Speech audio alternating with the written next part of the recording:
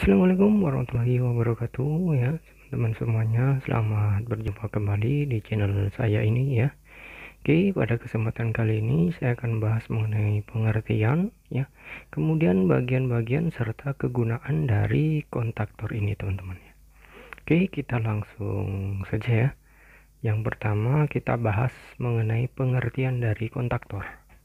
Nah, untuk secara gamblang ya, pengertian dari kontaktor ini bisa kita sebut ya, kontaktor ini sebagai saklar otomatis ya, yang bekerja berdasarkan prinsip induksi elektromagnetik ya teman-teman.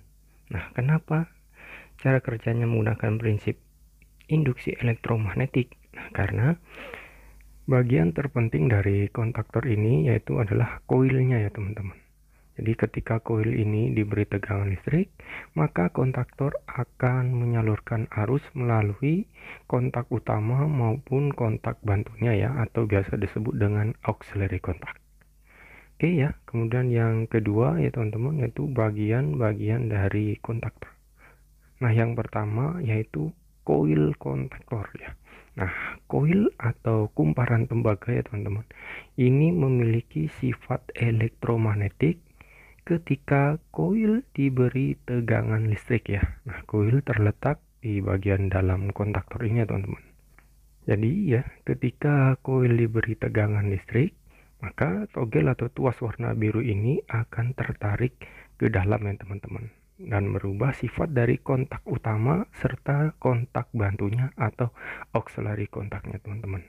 Nah, untuk simbol dari simbol angka yang tertulis untuk kontaktor ini teman-teman, nah di sini disimbolkan dengan angka yaitu A1 dan juga A2 ya teman-teman. Jadi ini untuk posisi koil dari kontaktor ini yang disimbolkan dengan angka A1 dan A2.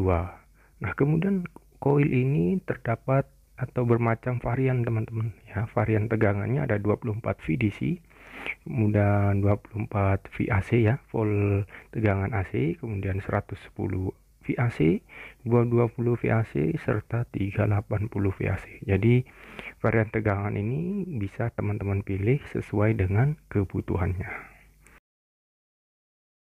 Nah, kemudian yang kedua ya, untuk bagian kontaktor yaitu kontak utama ya teman-teman. Nah, di sini bagian yang kedua yaitu kontak utama dari kontaktor ini. Nah, di sini bagian atas ya terdapat tulisan L1, L2 dan L3 ya. Ini adalah kontak utama dari kontaktor ya.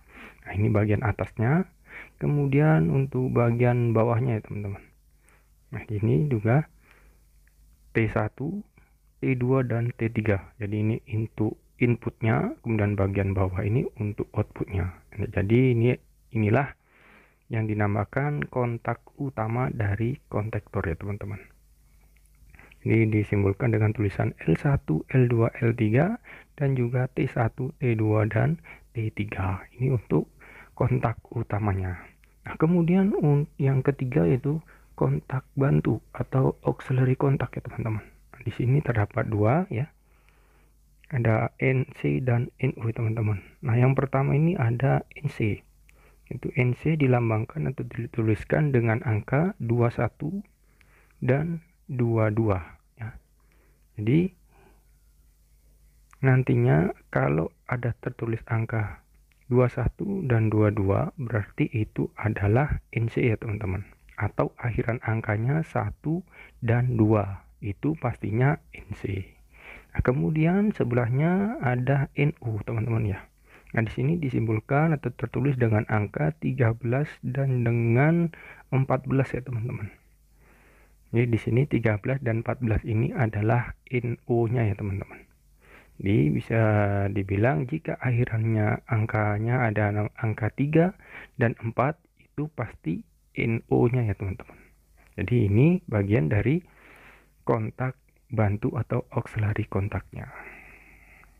Nah, bagian-bagiannya sudah. Sekarang untuk kegunaan dari kontaktor ini teman-teman. Nah, kontaktor ini digunakan untuk beban yang membutuhkan daya listrik besar ya teman-teman. Nah, contohnya ini sering digunakan untuk motor listrik 3 fase ya teman-teman. untuk rangkaian motor listrik 3 fase. Nah, akhir kata atau kesimpulannya teman-teman, kontaktor ini digunakan sebagai penyambung serta pemutus arus listrik pada rangkaian elektronik yang membutuhkan daya arus listrik besar ya teman-teman. Selain fungsi tersebut, kontaktor juga digunakan sebagai pengontrol pencahayaan atau lighting, kemudian rangkaian untuk motor listrik, dan juga untuk rangkaian transfer switch ya teman-teman. Kemudian untuk rangkaian kontaktor ini juga bisa divariasikan ya teman-teman. Misal ya, digunakan sebagai rangkaian doll starter ya, kemudian rangkaian star delta, dan juga banyak varian rangkaian yang bisa dimodifikasi menggunakan kontaktor ini. Oke teman-teman ya, sekian dulu untuk pembahasan kali ini. Semoga video ini bisa menjadi manfaat ya, manfaat dan sumber penambah pengalaman bagi teman-teman mengenai pengertian bagian-bagian kontaktor serta kegunaan beserta fungsinya.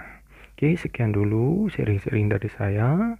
Semoga video saya ini bisa bermanfaat bagi teman-teman semuanya. Cukup sekian. Wassalamualaikum warahmatullahi wabarakatuh.